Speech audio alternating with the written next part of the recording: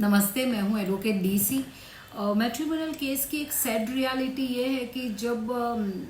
Husband wife divorce का decide कर लेते हैं और फिर वो एक एडवोकेट को अपॉइंट करते हैं और अपना केस जो है वो कोर्ट में रखते हैं कि वो एक दूसरे के साथ अभी नहीं रहना चाहते, उनकी इतनी टेम्परामेंट या नेचर या उनकी लाइफ इतनी अलग है कि वो अब एक दूसरे को झेल तक दे सकते हैं। और उसकी एक क्रूअल रियलिटी ये हो जाती है कि अगर ये शादी में अगर बच्चे होते हैं तो सबसे ज़्यादा जो इम्पैक्ट आता है वो बच्चे पे आता है। हालांकि मैं इस बारे में बात करने के लिए वीडियो नहीं रिकॉर्ड कर रही हूँ, मैं मेंटेनेंस के बारे में रिकॉर्ड कर रही हूँ कि कई बार ऐसा होता है कि माँ बाप जो है वो डिवोर्स या उनका कोई भी इशू, चलो मैम डिवोर्स भी छोड़ देते, कोई भी इशू की वजह से कोर्ट में आते हैं और बच्चे जो है वो सफ़र होते हैं। कई बार बाप ये बोलता है कि मैं तो वाइफ को मेंटेनेंस नहीं दूंगा, पर जब आप वाइफ को मेंटेनेंस नहीं देते हो तो बच्चों को मेंटेनेंस नहीं मिलेगा, तो बच्चे के एजुकेशन पे, उनके रहन सहन पे, ये सब पे असर हो सकता है। और कई बार हम ये भूल जाते हैं कि अगर एज अ ह्यूमन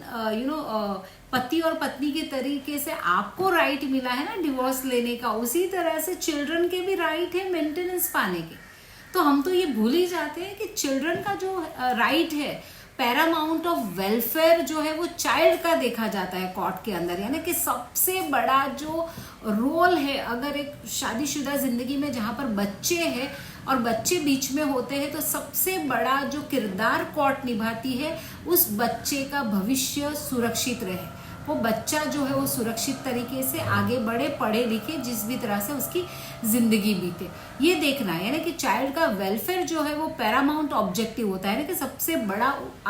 गोल होता है, सबसे बड़ा उद्देश्य होता है। और चाइल्ड का ये राइट है कि उसको एक अच्छी क्वालिटी अपब्रिंगिंग मिलनी चाहिए। और कोर्ट में क्या होता है कि हस्बैंड वाइफ के झगड़े में खींचतान हो रही है,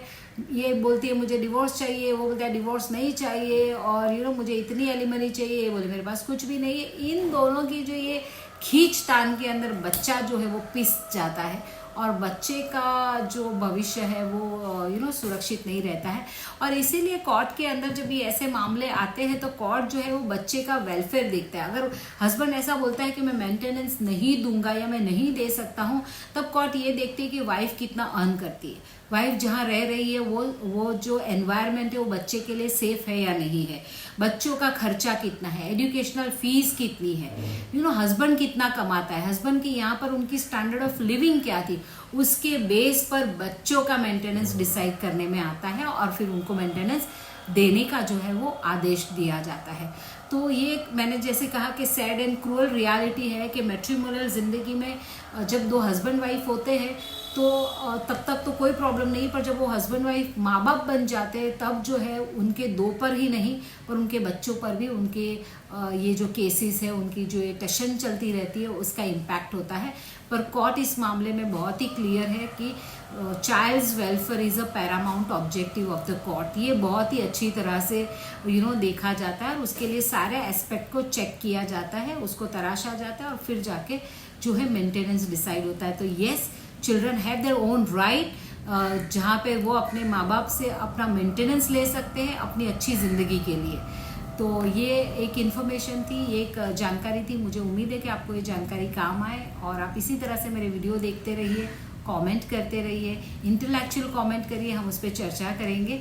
तो आप अपना और अपनों का ख्याल रखिए, मिलते हैं जल्द ही अगले वीडियो के। Thank you so much for watching my videos.